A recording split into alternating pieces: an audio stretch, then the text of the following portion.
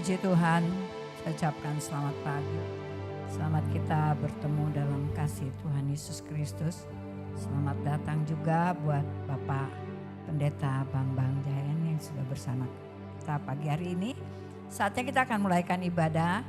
Sama-sama kita bangkit berdiri.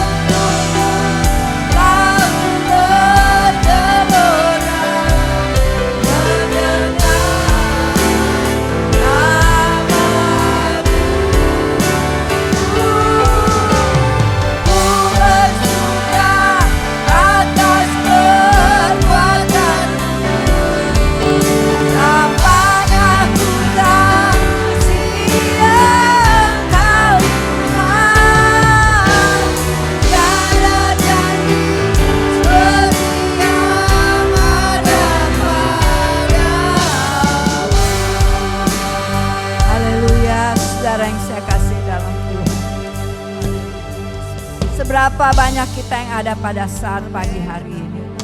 Seberapa banyak kita yang bersuka atas perbuatan tangan Tuhan yang ajaib? Kita angkat hati kita angkat tangan kita mau katakan, aku bersuka atas perbuatan-perbuatanmu yang ajaib. Haleluya, saya percaya Tuhan ada di tengah-tengah kita pagi hari ini. Dia rindu kita memuji Dia, menyembah Dia, mengagungkan Dia. Haleluya, karena Dia tidak bisa memuji dirinya sendiri. Dia ciptakan kita untuk memuji dan menyembah Tuhan. Angkat nyanyi dan soraklah. Nyanyi dan bersoraklah bagi Dia. Amen. Oh, haleluya. Kau bergelora mendengar. Amen.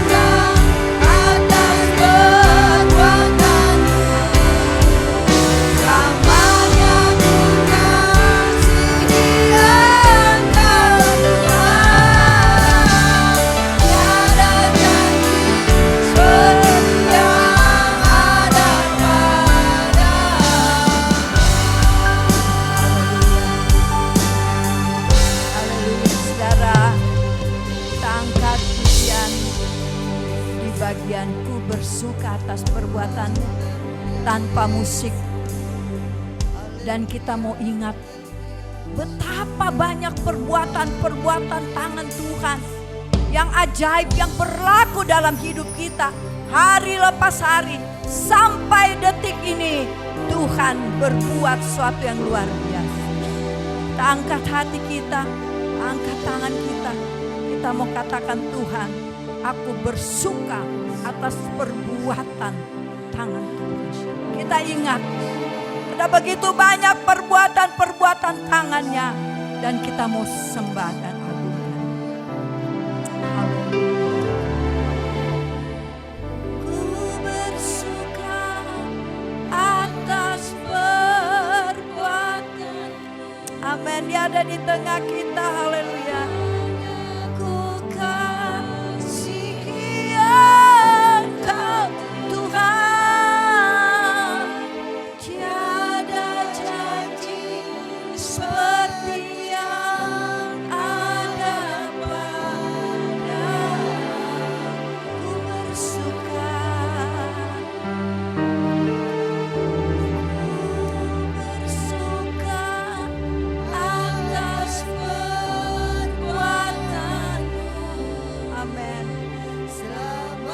Benar saudara mengasihi Dia.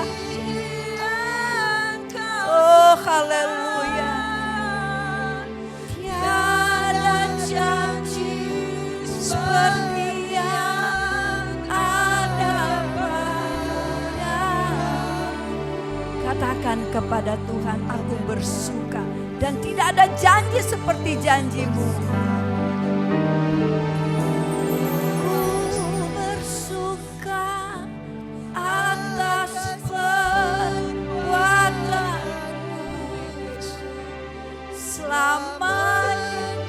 Amin, amin, amin. Oh, inilah Tuhan hati kami. Ingat, tidak ada janji yang seperti Tuhan kita. Katakan lagi, ku bersuka Tuhan.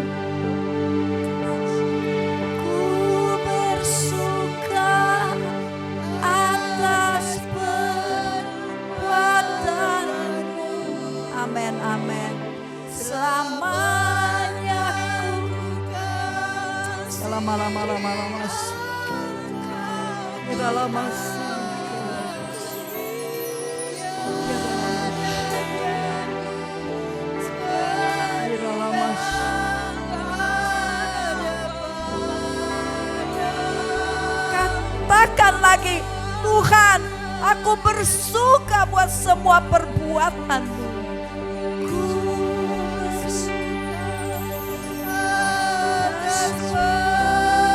Haleluya,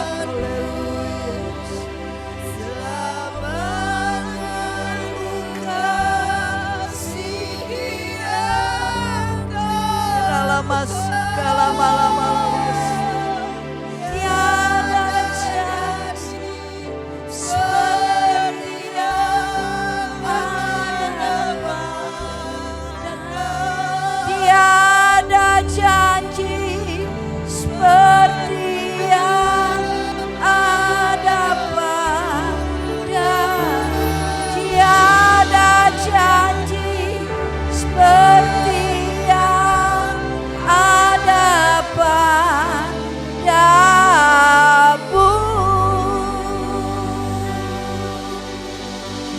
Haleluya, haleluya.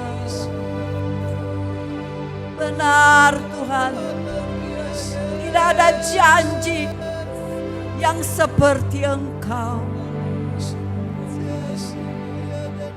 Janji manusia dapat berubah, tapi janji Tuhan tidak pernah berubah dan tidak akan berubah.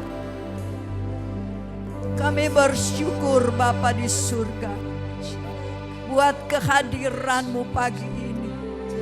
Dan kami rindu Tuhan, kami tetap menikmati dan merasakan lawatan-lawatan Tuhan dalam setiap ibadah kami.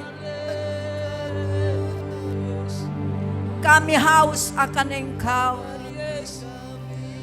Kami haus hadirat-Mu Tuhan. Syukur kami naikkan kepada Engkau. Terima kasih Bapa, Engkau sudah memberi kepada kami waktu dan kesempatan untuk ada dalam bait-Mu. Kami rindu memuji-muji Engkau. Kami rindu melompat bersukacita di dalam Engkau. Karena sukacita daripada-Mu itu menjadi kekuatan kami. Apapun keadaan kami pagi ini, kami mau bersyukur kepada-Mu. Kami mau lompat-lompat memuji Engkau. Karena di dalam Engkau ada kemenangan, ada kelepasan, ada kesembuhan. Itu sebabnya kami percaya bahwa kuasa-Mu yang ajaib itu tidak berubah dulu, sekarang, sampai selamanya. Terima kasih Bapa. Kami menyerahkan ibadah kami pagi ini, dari permulaan, pertengahan, sampai akhirnya ke dalam tangan Tuhan. Kami percaya tidak ada kuasa lain lagi di tempat ini, di pikiran, di hati kami. Hanya kuasa Allah yang bekerja dengan dahsyat dan luar biasa. Haleluya, puji nama-Mu Tuhan.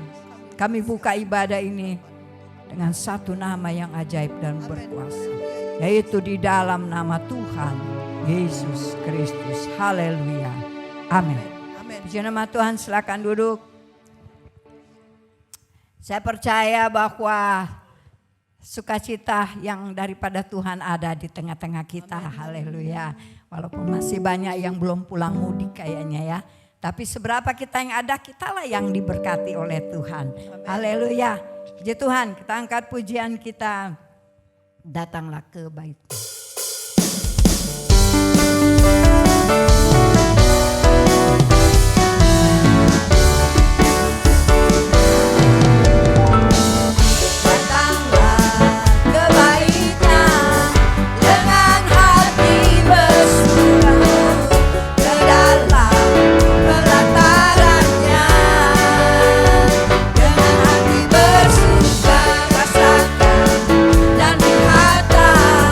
Oh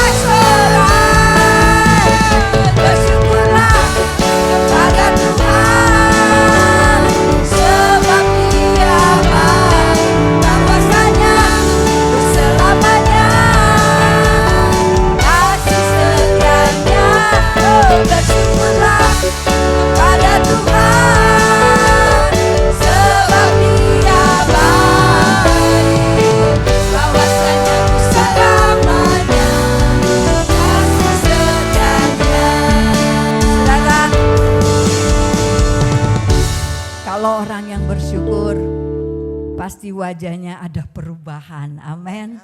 Ada senyum. Coba beri senyum kanan kiri. Haleluya. Harus bersyukur selalu. Orang yang bersyukur kepada Tuhan pasti diberkati. Haleluya. Kita angkat pujian ini kembali. Haleluya.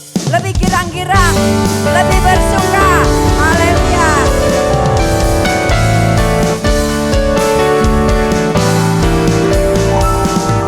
Datanglah ke baitnya dengan hati bersyukur, telatlah pelatarannya dengan hati bersuka rasakan dan lihatlah betapa baiknya Tuhan bagi yang berhidup padanya.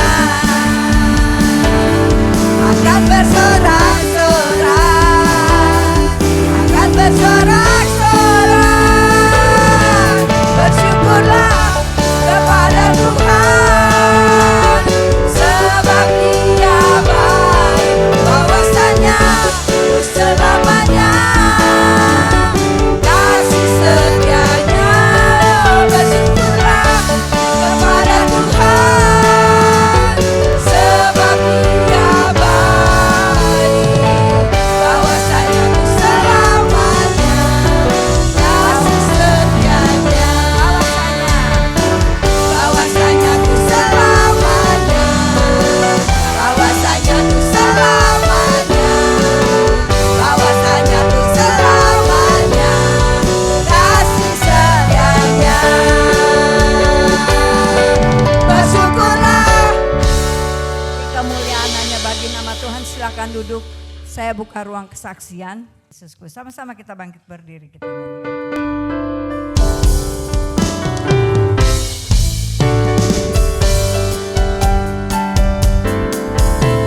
Bersyukur padamu, oh Yesusku, atas pertolonganmu kepadaku. Tiada hari tanpa mengucap syukur, sebab kasih setiamu padaku. Bersyukur padamu, oh Yesusku, atas pertolonganmu kepadaku. Tiada hari tanpa mengucap syukur, sebab kasih setiamu padaku. Biar bumi pun bergoyang dan langit pun bergoncang, bukan tetap setia, pegang teguh janji Tuhan. Dan gunung pun beranjak, dan badai pun mengamuk, tetapi firman-Mu tetap kekal selama-lamanya. Bersyukur padamu, oh Yesusku, atas pertolonganmu kepadaku. Tiada hari tanpa mengucap syukur, sebab kasih setiamu padaku. Dan pun bergoyang, dan langit pun bergoncang, bukan tetap setia, pegang teguh janji Tuhan. Biar gunung beranjak dan badai pun mengamuk, tetapi firman-Mu tetap kekal selama-lamanya. Tetapi firman-Mu tetap kekal selama-lamanya. Tetapi firman-Mu tetap kekal selama-lamanya. Haleluya, puji nama Tuhan. Saatnya kita akan mempersiapkan hati kita untuk menerima sebagian daripada firman Allah. Haleluya.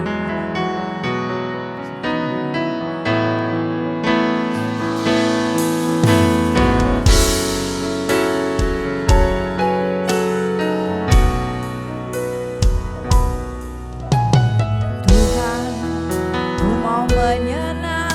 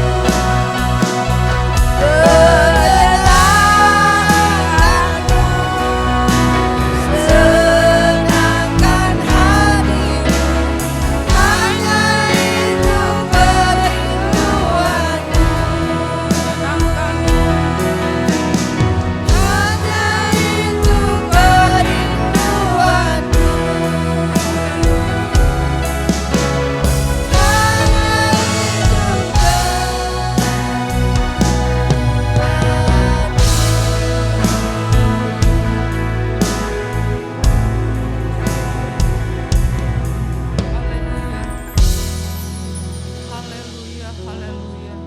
Haleluya. Glory. Haleluya. Haleluya. Glory. Haleluya. Glory. Haleluya. Glory. Glory. Glory. Haleluya. Haleluya Yesus. Haleluya. Glory. Glory. Terpujilah namamu Tuhan. Terpujilah namamu Tuhan. Haleluya. Glory. Haleluya. Segala kemuliaan bagimu Tuhan. Haleluya. Haleluya. Haleluya Tuhan. Glory. Haleluya Tuhan. Terima kasih Tuhan. Terima kasih Tuhan. Terima kasih Tuhan. Kami mengucap syukur Tuhan pada pagi hari ini Tuhan. Kembali Tuhan, kami dipertemukan dengan jemaat-Mu Tuhan, dipersatukan di tempat ini Tuhan. Tidak lain, tidak bukan Tuhan, hanya ingin memuji, menyembah Tuhan, mengagungkan nama-Mu Tuhan. Haleluya. Haleluya, haleluya. Terima kasih Tuhan.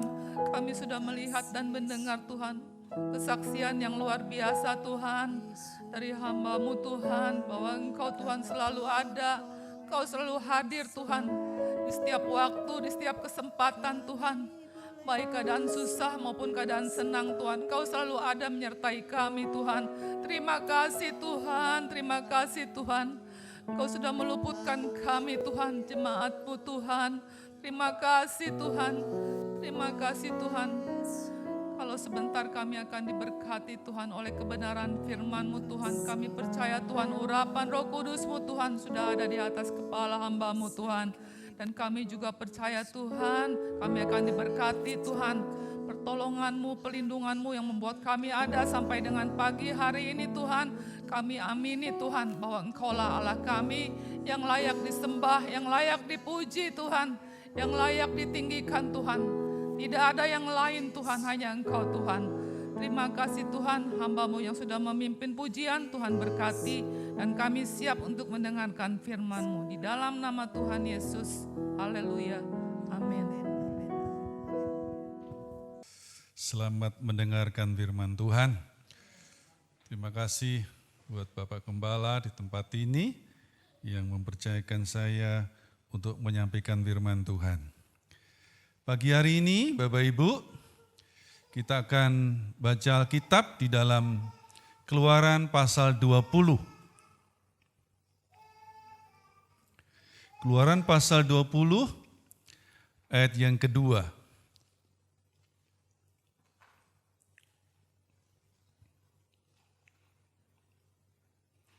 Kita akan baca bersama-sama. Keluaran 20 ayat kedua. 1, 2, 3. Akulah Tuhan Allahmu yang membawa engkau keluar dari tanah Mesir, dari tempat perbudakan. Puji Tuhan. Jadi Tuhan berfirman kepada bangsa Israel, ya, menyampaikan hukum Tuhan, bahwa Dia katakan bahwa akulah Tuhan Allahmu yang membawa engkau keluar dari tanah Mesir, dari tempat perbudakan. Kurang daripada 400 tahun Bapak Ibu, bangsa Israel ini ada di Mesir, menjadi orang-orang budak, ya, diperbudak, diperhamba. Dimulai pada waktu itu Yakub, di negeri Yakub, yaitu Kanaan, pada waktu itu kelaparan. Maka Yusuf yang sudah mendahului ada di Mesir, waktu itu jadi penguasa, dipanggillah orang tuanya. Karena di sana kelaparan, maka Yakub sebagai orang tua, Yusuf katakan semua bawa ke Mesir, supaya mereka bisa makan, bisa menikmati berkat daripada Tuhan. Dan benar, Bapak Ibu, keluarga besar Yakub, yaitu anak 12 dan berarti pada waktu 11, karena Yusuf sudah ada di Mesir, dan mereka dibawalah ke Mesir, dan dari situlah Bapak Ibu beranak cucu, sehingga kurang lebih 400 tahun jumlahnya itu kurang lebih 2,5 juta manusia.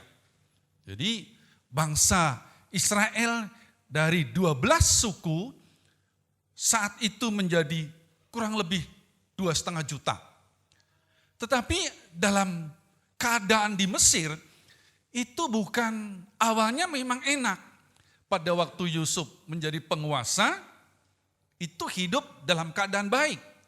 Tetapi generasi ke generasi sehingga 400 tahun itu bangsa Israel ada dalam perbudakan, penderitaan. Sedangkan Israel, anak-anaknya itu miliknya Tuhan, kepunyaan Tuhan. Maka Tuhan melihat bahwa miliknya, kepunyaannya itu menderita, maka Tuhan lepaskan dari perbudakan, lepaskan dari penderitaan itu. Maka di sini Bapak Ibu, setelah bangsa Israel dilepaskan dari perbudakan, dari Mesir menuju ke Kanaan, yang selama 40 tahun dalam perjalanannya, Bapak Ibu harusnya hanya beberapa bulan, begitu dekat atau singkat waktu, karena bangsa Israel ini kurang tunduk, kurang taat di hadapan Tuhan, maka dibuat jalan itu berputar-putar, berkeliling-keliling, sehingga 40 tahun bangsa Israel ada dalam padang gurun. Ya. Nah, pada waktu itu setelah keluar dari Mesir, maka disinilah Tuhan berfirman. Diberi perintah, diberi hukum. Setelah bebas dari penderitaan, diberi satu kemerdekaan, barulah diberikan hukum Tuhan, yaitu hukum Taurat. Bapak Ibu, jadi setelah dimerdekakan, barulah ada perintah-perintah Tuhan. Barulah ada hukum-hukum Tuhan. Selama ada di Mesir 400 tahun, Tuhan tidak memberi hukum. Ya, tapi setelah dibebaskan, ada hukum Allah namanya, yaitu hukum Taurat Bapak Ibu. Maka di sini Tuhan katakan, aku Tuhan Allahmu yang membawa engkau keluar dari tanah Mesir, dari tempat perbudakan. Sebelum kita kenal Tuhan, Bapak Ibu, sebelum kita diselamatkan, kita juga tidak ada hukum. Ya, tidak ada perintah Tuhan. Tetapi setelah kita diselamatkan, menjadi anak Tuhan, ada hukum, ada perintah Tuhan yang harus kita lakukan. Lah pada waktu itu bangsa Israel ada perintah Tuhan. Ini yang harus diperbuat, yang harus dilakukan. Kalau ayat 3 katakan demikian. Kita baca ayat 3. 1, 2, 3. Jangan ada padamu Allah lain di hadapanku. Rupanya ini hukum Taurat yang pertama dikatakan, jangan ada Allah lain di hadapanku. Sebelumnya itu Bapak Ibu, pada waktu Tuhan memanggil Musa, Musa berdiri di hadapan Tuhan, sebelumnya perlu waktu 40 hari. Musa berpuasa, tidak makan, tidak minum di atas bukit dan berjumpalah Tuhan. Maka Tuhan memberikan hukum. Tetapi rakyat yang di bawah tadi Bapak Ibu, mereka menanti-nanti Musa. Musa, lama sekali kau tidak turun-turun. Aku sudah menanti-nanti. Saking tidak sabarnya apa Bapak Ibu? Mereka membuat satu patung emas dari lembu. Harun diperintahkan. Harun, kita akan buat ini patung emas. Ini anting, ini gelang, ini kalung. Emas-emasan dikumpulkan. Sehingga jadilah mereka membuat satu patung lembu dan mereka sembah. Sedangkan Tuhan sedang membuat satu perjumpaan dengan Musa. Ini hukum dari aku buat bangsaku, pilihanku, itu namanya hukum Taurat. Ada 10 hukum tadi. Berikan nanti di bawah sana. Tetapi Bapak Ibu, karena mereka kurang sabar menantikan hukum Tuhan tadi, mereka membuat Tuhan, membuat Allah dari patung emas yaitu lembu. Maka di sini Tuhan katakan jangan ada padamu ya Tuhan selain aku. Tapi bangsa itu sudah membuat Tuhan untuk disembah oleh mereka. Sebab itu diingatkan, ya dikatakan jangan ada padamu Allah lain di hadapanku. Hanya satu Tuhan itu, jangan ada yang lain. Tapi mereka kurang sabar membuat patung itu disembah. Bapak Ibu dikasih Tuhan, demikian juga kita anak-anak Tuhan diingatkan pada pagi hari ini. Hanya Yesus Tuhan yang sudah menyelamatkan kita, satu-satunya Allah, penyelamat kita. Kalau dulu katakan jangan ada Allah lain, apakah kita saat ini juga demikian? Sama Bapak Ibu, jangan ada Allah lain. Seringkali kita punya ilah-ilah lain, ya kan? Ada yang punya jimat, punya opo-opo, yang kita anggap ini berkhasiat, yang kita anggap ini menguntungkan, membawa keberuntungan, membawa kesuksesan, sehingga kita simpan, kita rawat dengan baik-baik. Sama halnya Bapak Ibu, Tuhan kita adalah Tuhan cemburuan. Jangan ada Allah lain di hadapanmu selain Tuhan Allah kita. Jadi mengingatkan kita, barangkali Bapak Ibu itu mesti ada yang masih cenderung kepingin punya Tuhan selain Yesus. Itu suatu hal yang dianggap ini mistik dan ini ada kuasa, ini akan menguntungkan saya. Ini jangan dibuang ya Ma, jangan dibuang ya Pak. Ini satu hal yang berharga. Allah tidak suka demikian Bapak Ibu. Hanya satu Allah, yaitu Yesus Kristus namanya, yang sudah menyelamatkan kita. Itulah Allah yang kita sembah. Sebab itu pagi diingatkan kembali. Ini hukum pertama. Yang kedua dikatakan, jangan membuat bagimu patung yang menyerupai apapun yang ada di langit, atau yang ada di bumi, di bawah, atau yang ada di dalam air, di bawah bumi. Jadi jangan ada patung ya yang menyerupai apapun, baik di bawah laut, di atas bumi, jangan ada. Dan jangan sujud menyembah kepadanya atau beribadah kepadanya, sebab aku, Tuhan Allahmu, adalah Allah yang cemburu, yang membalaskan kesalahan Bapa kepada anak-anaknya, kepada keturunan yang ketiga dan keempat dari orang-orang yang membenci aku. Tetapi aku menunjukkan kasih setia kepada beribu-ribu orang, yaitu mereka yang mengasihi aku dan yang berpegang pada perintah-perintahku.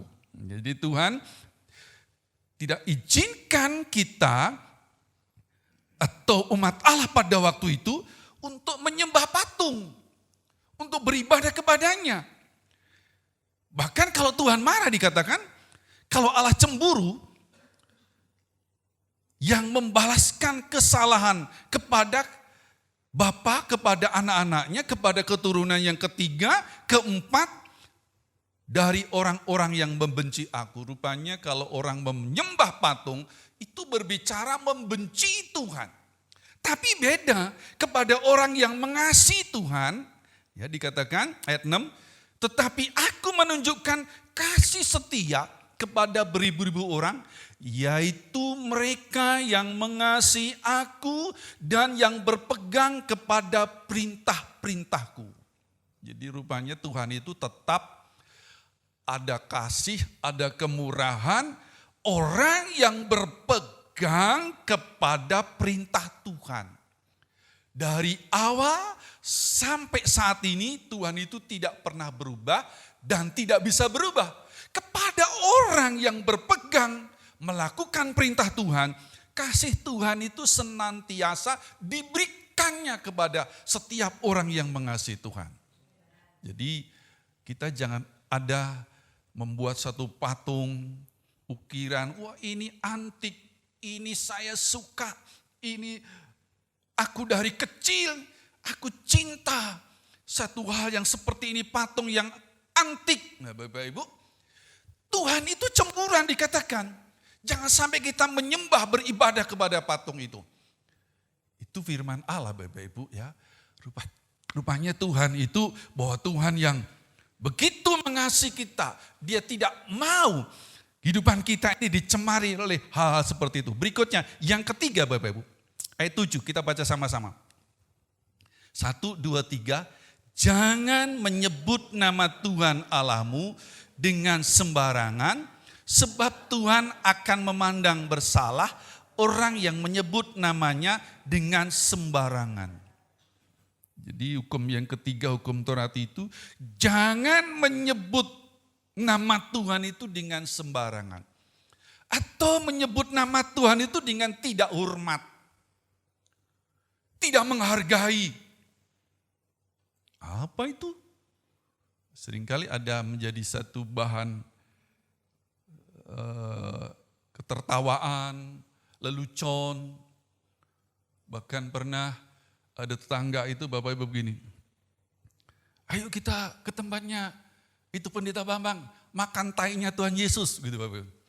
Jadi dibilang makan tainya Tuhan Yesus. Karena waktu itu sajak ngumpul, kita rapat di komplek itu. Jadi di tempatku saja pas bulan Natal gitu Bapak Ibu. Jadi makan tainya Tuhan Yesus.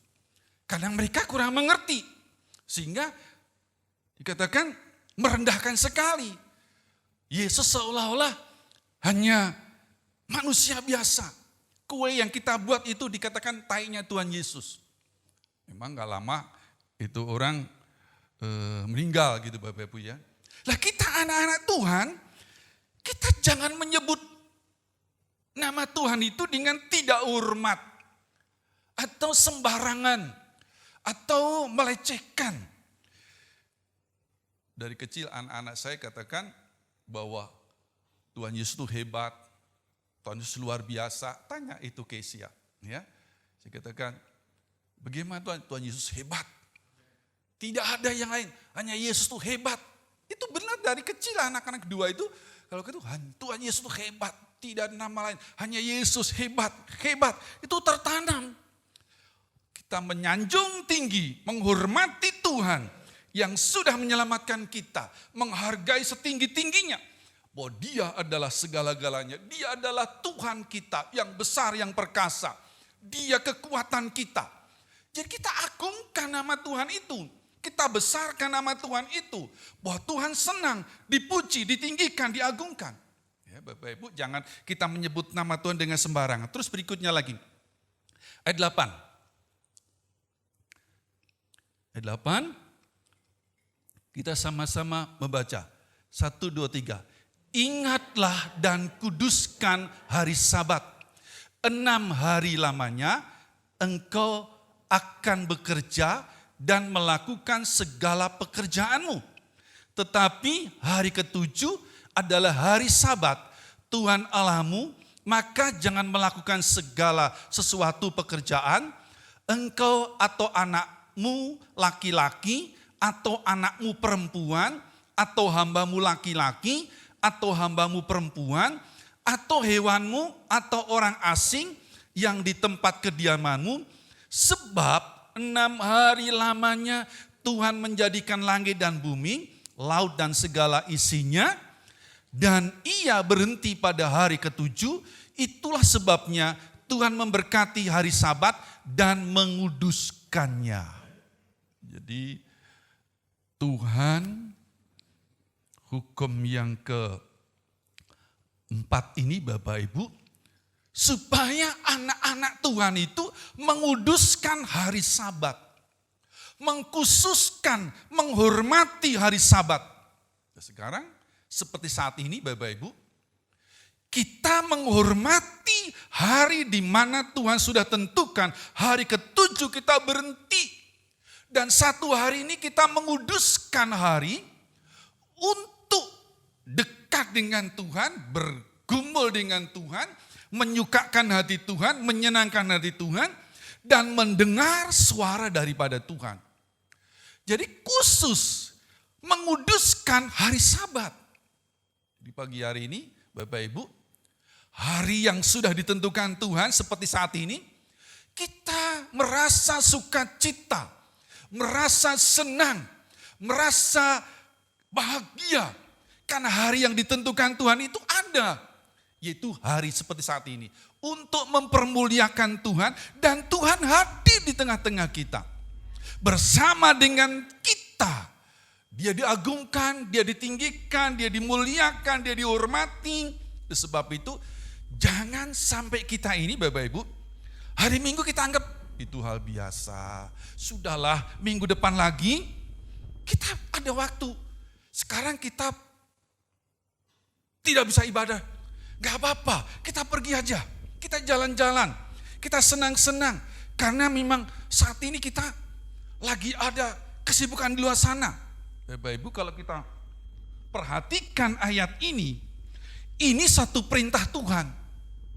Kalau kita melanggar, apa jadinya Bapak Ibu? Kita tidak jumpa dengan Tuhan, bukan? Kita tidak menerima berkat dari Tuhan, bukan? Bahwa Tuhan senang semua anak-anak Tuhan itu, hari yang sudah ditentukan Tuhan, sehati, satu roh, meninggikan, mengagungkan nama Tuhan. Ini ketetapan daripada Tuhan. Kalau Tuhan tidak membuat ketetapan Bapak Ibu, maka manusia itu ya semuanya sendiri, ya punya kesibukan masing-masing, bukan? Semua manusia merasa tidak cukup untuk hari itu. Baik hari Minggu pun rasanya gak cukup. Untuk pekerjaan di luar sana, banyak pekerjaan yang harus saya kerjakan. Dan banyak hal yang kesibukan itu menanti saya. Tapi kita, menurut firman Allah yang Tuhan berikan kepada kita anak-anak Tuhan, kuduskan hari Minggu, hari Sabat ini. Kita khususkan bahwa ini harinya Tuhan. Saya dengar dari teman hamba Tuhan dari Korea, hari Minggu ikut ibadah di sana. Ibadah itu Bapak Ibu 3 jam ibadah. Coba kalau Bapak Ibu 3 jam ibadah, gimana perasaan? Khotbah gak habis-habis, mulutnya gak berhenti-berhenti khotbah kan gitu. Mungkin kaki kita udah kusak-kusak, udah ngeliat-liat jam, ya kan? Di sana ada satu gereja yang mengajarkan hari Minggu penuh untuk Tuhan. Setelah 3 jam ibadah selesai, mereka tidak pulang, bawa makan masing-masing, dilanjutkan berdoa di gereja untuk 1 hari itu. Jadi khusus hari itu Bapak Ibu ibadah 3 jam, dilanjutkan berdoa sampai sore. Menikmati pribadi Tuhan, menikmati hadirat Tuhan. Indah bukan Bapak Ibu? Tentu satu hal yang luar biasa.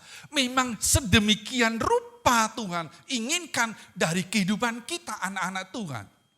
Sebab itu kalau kita ibadah hanya 2 jam Bapak Ibu, seringkali kita lama banget sih. Udah ngejar waktu. Bahkan saya pernah khotbah itu Bapak Ibu harus setengah jam udah dikasih sen. Udah selesai. Cukup, harus setengah jam Bapak Ibu. Aduh, ya sudah. Saya tunduk sama gembala yang punya tempat, bukan? Ya sudah, rasanya itu kurang. Mereka sudah di setel, pokoknya khotbah setengah jam, selesai. Gak usah lama-lama, kita banyak keperluan. Nah, tapi firman Tuhan katakan, kuduskan hari Sabat itu untuk berjumpa dengan Tuhan. Coba kalau kita semua punya pola pikir demikian, oleh Roh Kudus yang menggerakkan kita, maka satu hari yang penuh bahagia, hari yang indah, di mana bersekutu, menyembah Tuhan, berbakti kepada Tuhan. Apakah Tuhan membuat kita rugi Bapak Ibu? Tentu tidak. Tuhan tidak akan membuat kita rugi. Justru kasih setia Tuhan akan dinyatakan di dalam kehidupan kita semua. Kita penuh sukacita, penuh kebahagiaan. Terus berikutnya lagi dalam ayat 12. Hormatilah ayah dan ibumu supaya lanjut umurmu di tanah yang diberikan Tuhan Allahmu kepadamu. Jadi hukum Tuhan hormatilah ayah dan ibumu. Kalau kita yang sudah tua-tua gini, orang tua kita sudah pada almarhum, ya. Rupanya Tuhan mengajar, hormatilah ayah ibumu. Sebab Tuhan katakan, kamu akan diberi panjang umur. Ada seringkali orang punya pendapat bahwa surga itu di mana Bapak Ibu? Surga itu di telapak kaki ibu.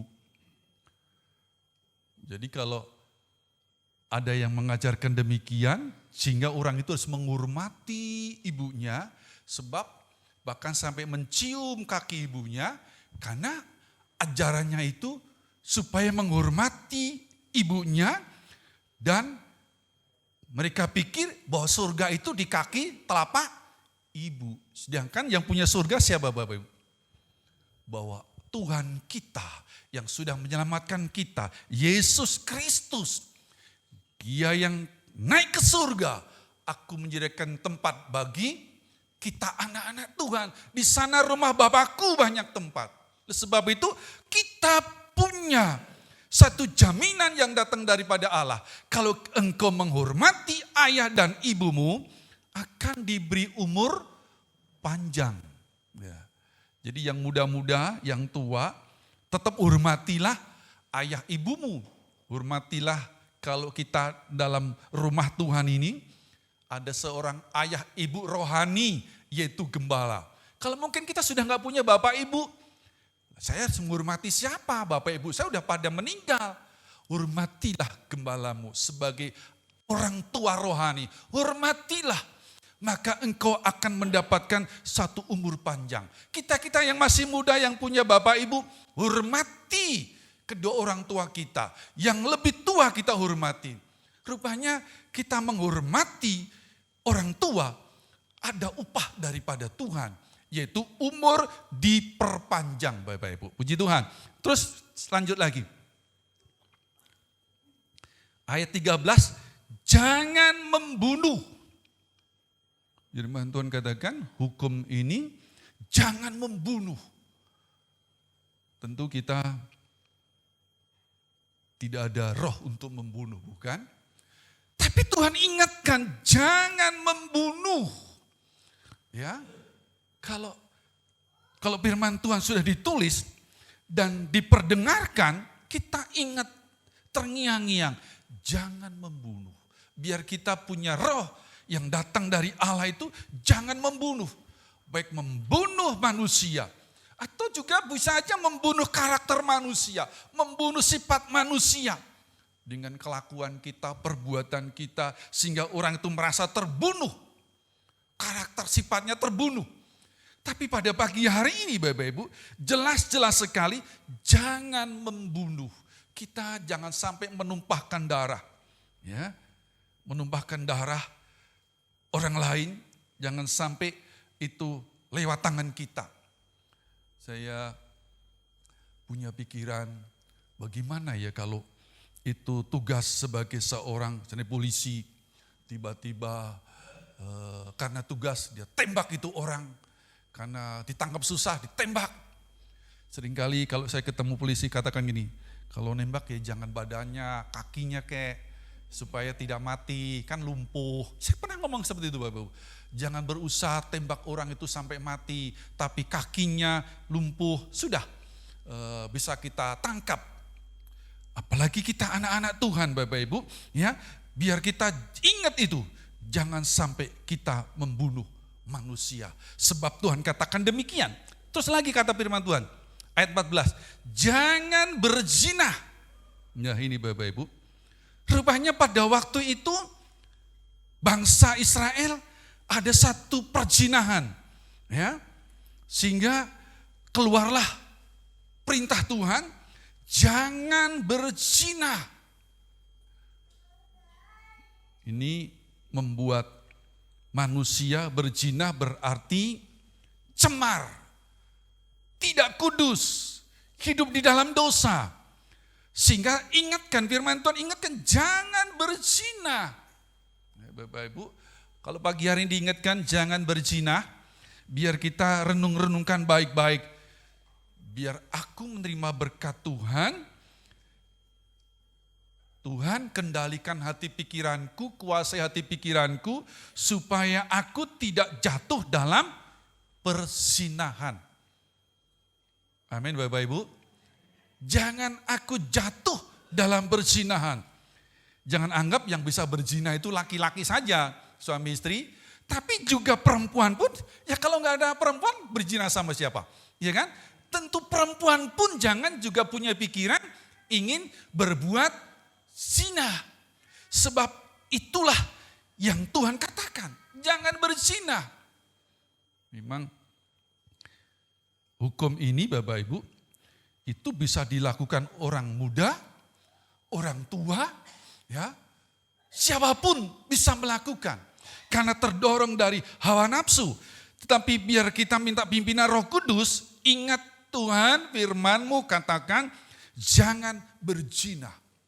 Ya Bapak Ibu, baik yang kita masih gagah, masih kuat, baik kita yang sudah tua, pikiran kita biar jernih, murni, kudus, tidak tercampuri dengan pikiran-pikiran yang jorok, yang kotor, ya, pikiran-pikiran yang najis, itu biar kita dibasuh oleh darah Yesus, sehingga tiap hari kita semua anak-anak Tuhan itu hidup dalam kekudusan. Berikutnya lagi, dikatakan jangan mencuri.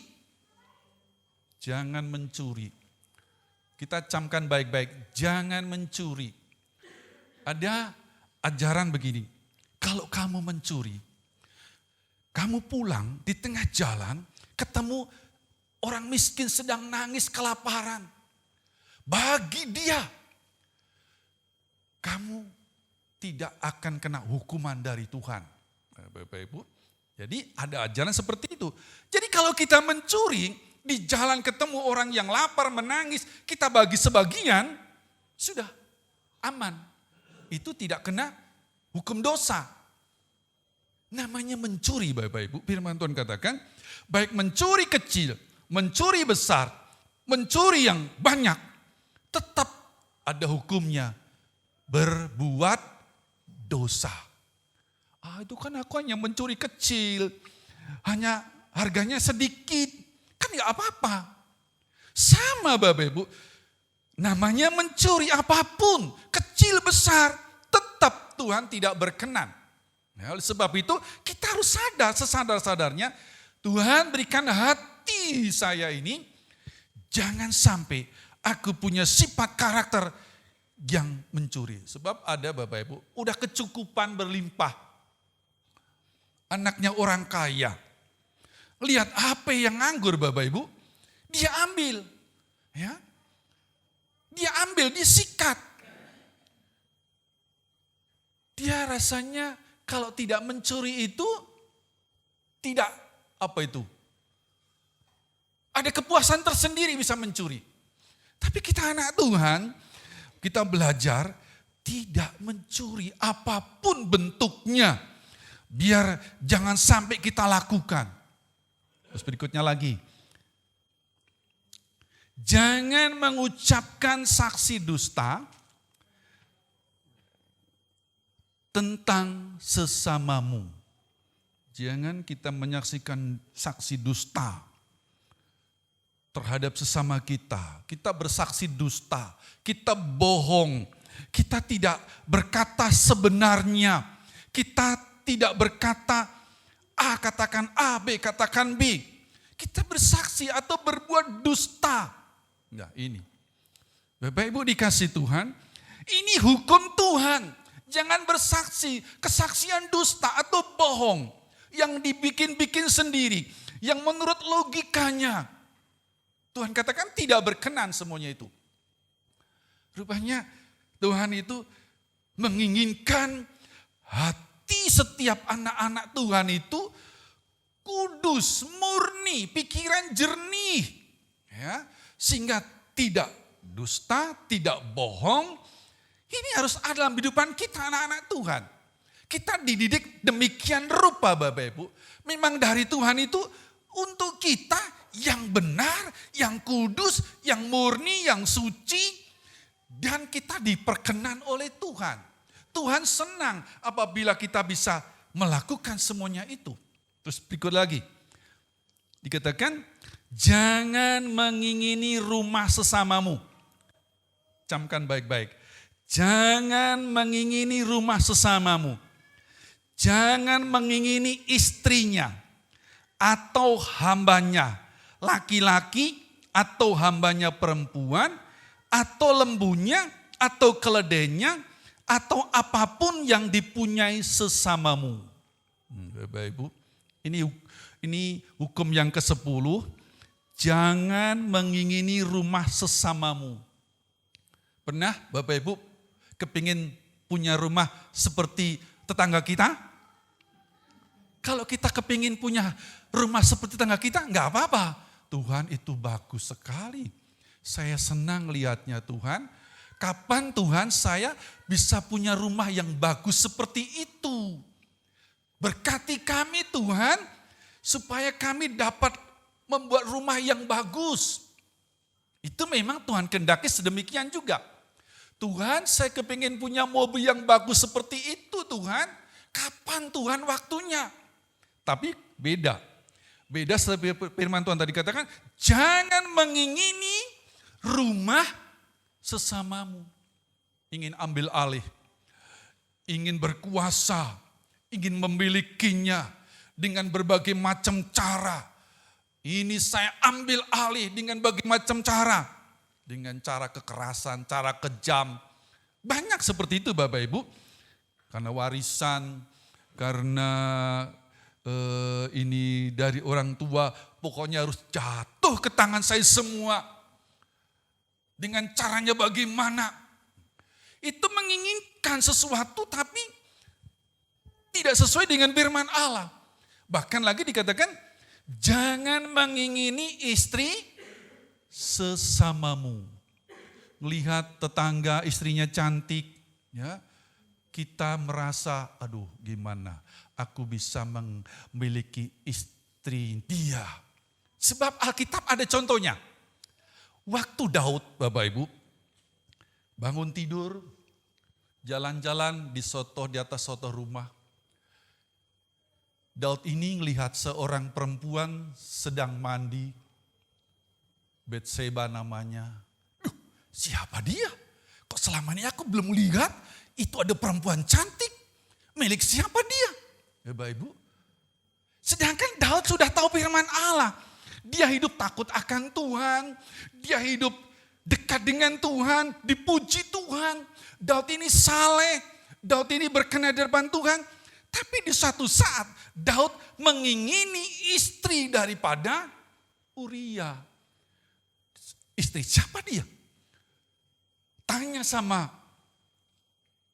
karyawannya, itu istri siapa?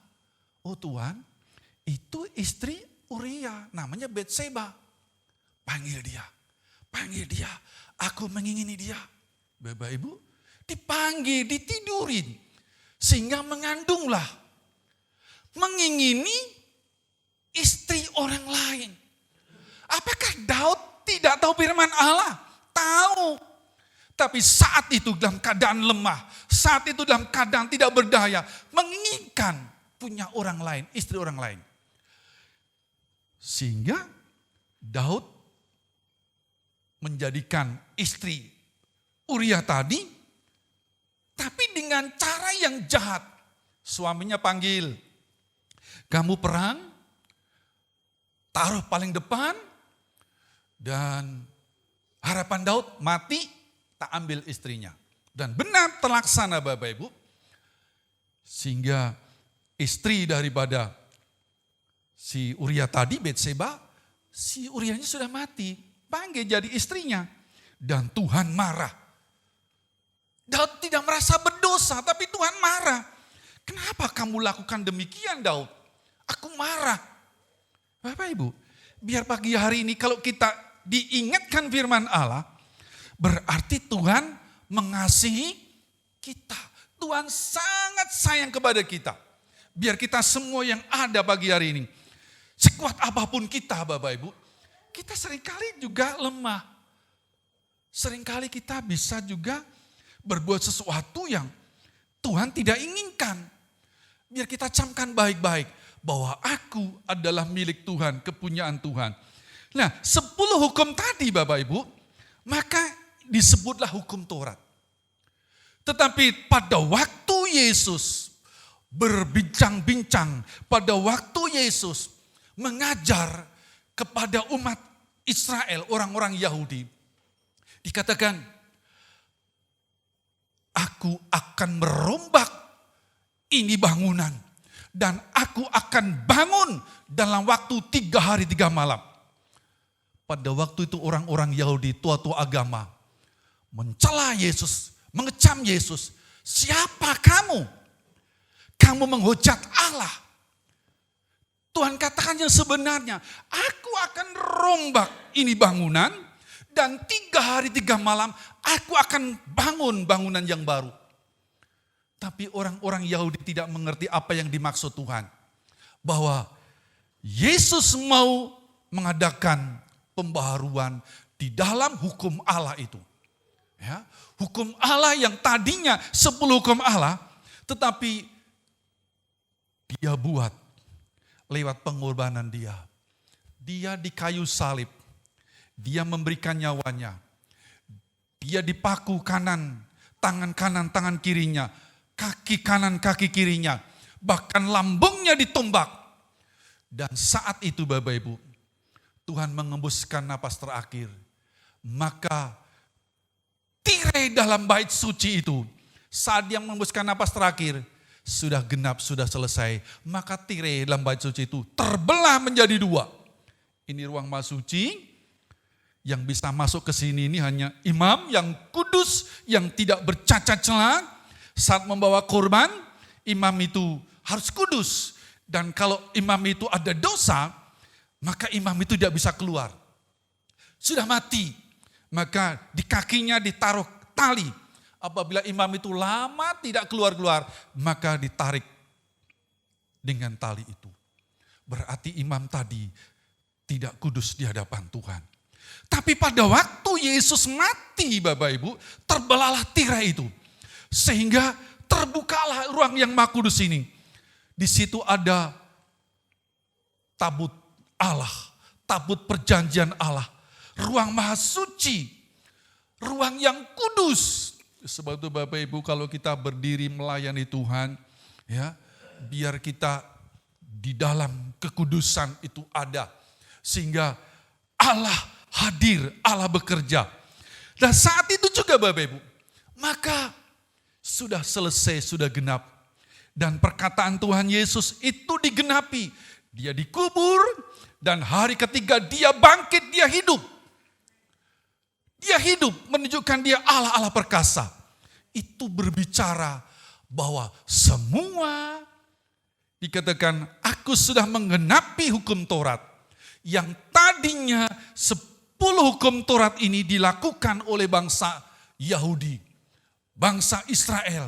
Tetapi setelah Yesus mati Bapak Ibu, itu hukum tadi bukan disebut hukum Taurat. Tapi Tuhan katakan, ayo kita baca. Di dalam Matius pasal yang ke-22. Matius pasal 22.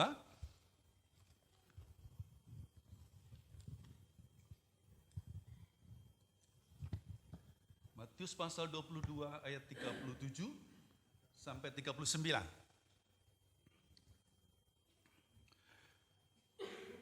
Jawab Yesus, kita baca sama-sama. Matius 22 ayat 37 dan 38, 39.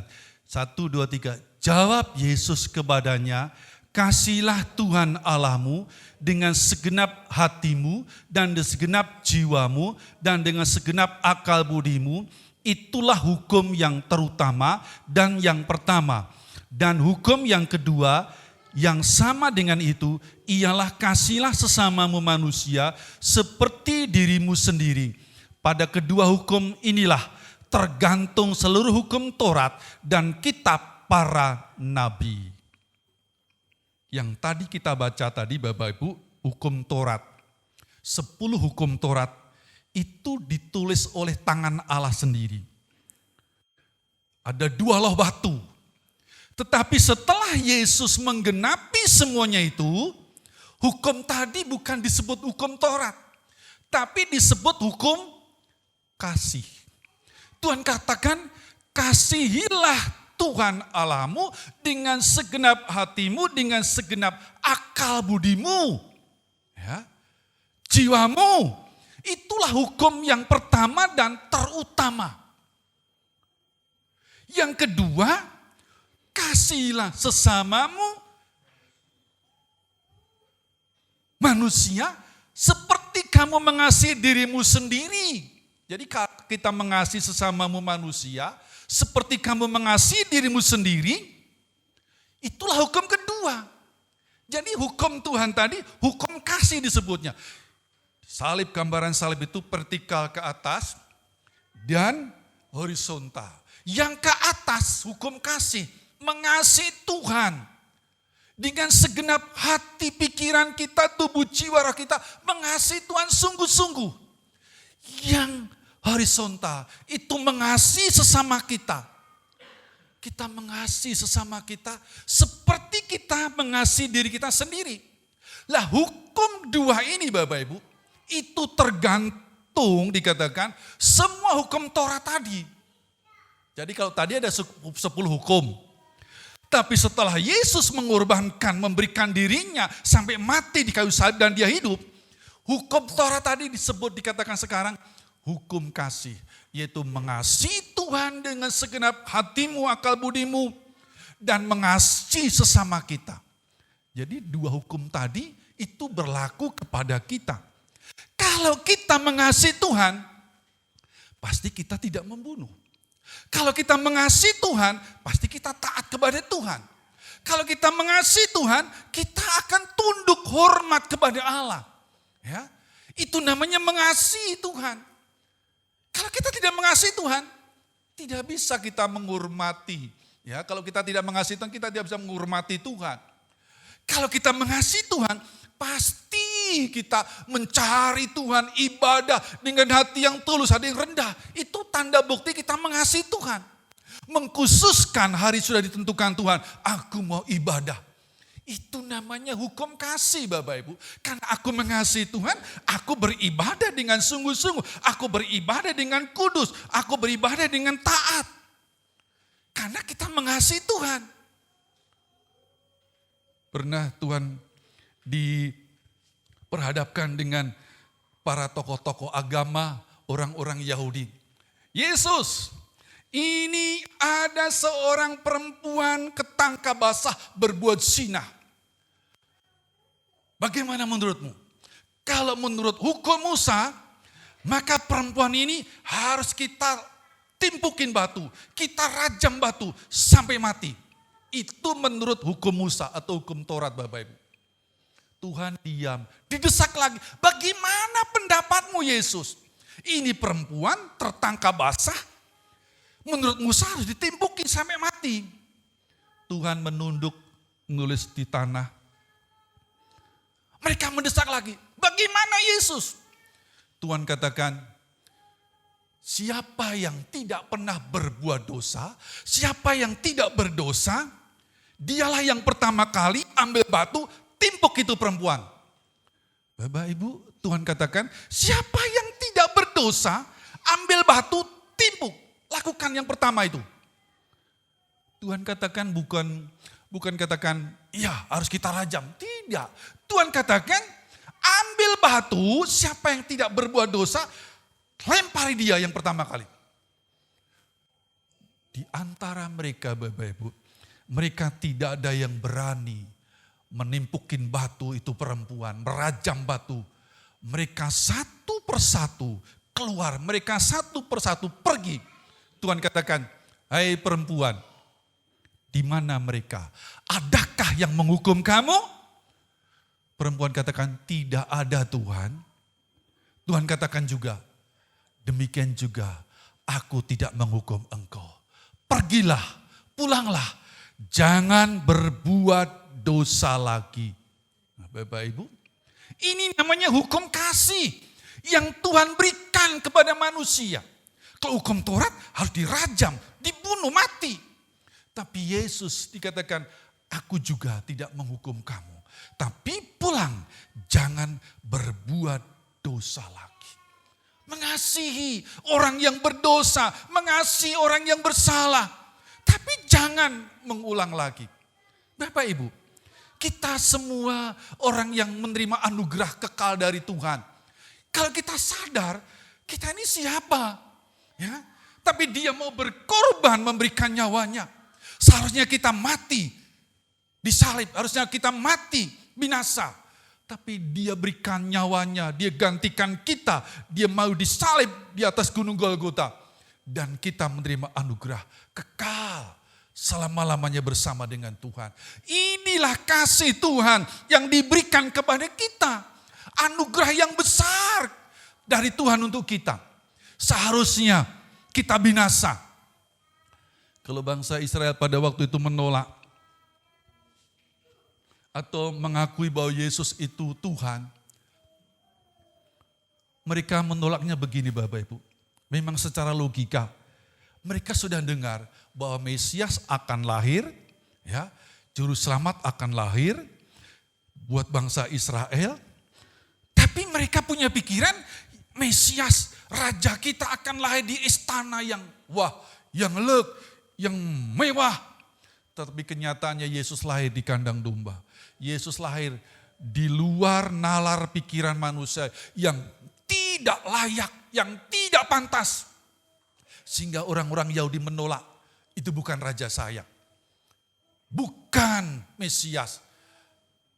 Coba Bapak Ibu, kalau saat itu orang-orang Yahudi menerima Yesus sebagai Allah dari lahir, maka Yesus tidak disalibkan. Siapa yang rugi? Kita, orang Asia, tidak menerima bagian keselamatan. Karena mereka menolak Yesus, maka kita dapat bagian, kita dicangkokkan menjadi anak-anak Allah di luar daripada Israel. Satu bersyukur pagi hari ini, Bapak Ibu, bahwa hukum kasih diberikan kepada kita supaya kita mengasihi Allah kita, menghormati Allah kita, mengagungkan Allah kita, meninggikan setiap saat, setiap waktu, karena anugerah besar itu diberikan kepada kita. Kalau tidak, binasalah kita semua. Tapi pagi hari ini, kita yang ada bersyukur bahwa Tuhan itu baik. Tuhan sangat baik, mengasihi kita, sehingga kita saat ini ada. Semua karena anugerah Tuhan. Semua kemurahan Tuhan yang Tuhan sudah berikan dalam kehidupan kita. Bapak Ibu, biar pagi hari ini kita renungkan baik-baik. Anugerah Tuhan sudah menjadi bagian hidup kita. Sebab itu mari kita mengasihi Tuhan sungguh-sungguh. Mengasihi sesama kita sungguh-sungguh. Jangan sampai pagi hari ini kasih kita itu hanya kasih ucapan mulut kita. Kita dikatakan kasihlah sesamamu. Tapi kita tidak bisa membenci, mendendam, akar pahit. Sampai mati aku tidak mau salaman dengan dia. Aku tidak suka sama dia. Bapak Ibu, Tuhan katakan, kasihilah musuhmu. Kasihilah musuhmu. Kalau engkau ditampar pipi kanan, berikan pipi kirimu. Itu biar menjadi bagian hidup kita. Aku akan hidup di dalam kasih Yesus. Karena Yesus sudah mengasihi aku. Itu tidak sulit kalau kita mau hidup di dalam kasih. Tapi kalau kita tidak mau hidup dalam kasih, itu berat. Mana mungkin aku bisa mengampuni dia. Mana mungkin aku bisa mengasihi dia. Dia jahat, dia kejam. Dia merugikan aku, dia memfitnah aku, dia jahat terhadap aku. Aku gak mau. Tapi pagi hari ini Bapak Ibu, Yesus yang Allah, kekudusan, kemuliaan, dia tanggalkan semuanya. Menjadi papa, menjadi hina, menjadi ejekan, olokan, hinaan, menderita sampai mati. Hanya demi kita manusia yang berdosa ini. Supaya kita menerima anugerah kekal itu. Dia rela berikan nyawanya. Sehingga pagi hari ini kita ada bersama-sama. Itu hanya anugerah Tuhan. Amin. Bapak Ibu, mari kita bangkit berdiri. Tidak saya panjangkan firman Tuhan.